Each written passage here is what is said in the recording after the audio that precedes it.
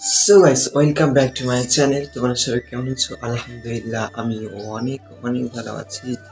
আর এখনো অনেকটা সকাল, এখন প্রায় বাজে 8:30 মতন। আর আমি এখন বাড়িতে আছি, একটু পরে মাঠে যাবো, মানে ধান ঝাড়ছে, ওখানেই যাবো। আর তোমাদের একটা জিনিস দেখাবো।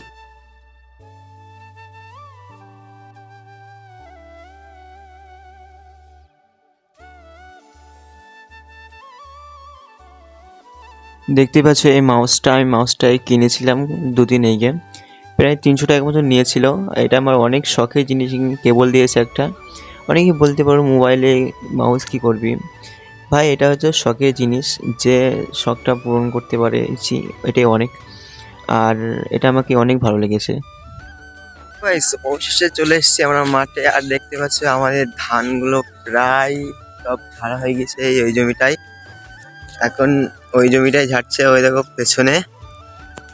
আমরা এখন ওই মাঠে যাব, আমাদের ওই মাঠে কটা ধান আছে, সেগুলো নিয়ে আসতে যাবো আমি আর আব্বু মিলে। চলো দেখা। তো এই দুই জমিতে আমাদের ধান আছে অল্প কটা, সেই ধানগুলোই ওই মাটি নিয়ে ধুয়ে দেবো। তো কটা গাদা বেঁধেছি, আব্বু নিয়ে গেছে কটা, এখন আবার আসবে, তারপরে নিয়ে যাবে। তোমাদের আমি মুখগুলো দেখাতে পারলাম না, কেন এখানে কেউই রাজি ছিল না মুখ দেখানোর জন্য, তার জন্য আমি একটা ইমোজি দিয়ে দিচ্ছি, কেউ কিছু মনে করবে না।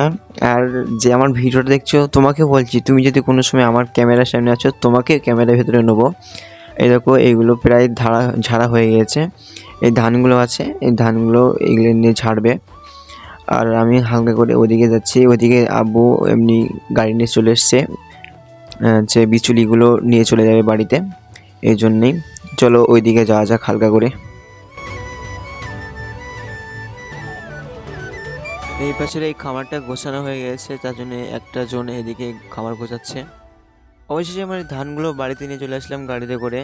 আরও ধান আছে, সেগুলো নিয়ে আসতে হবে পরে। আর এই দেখো অনেকগুলো ধান প্রায়।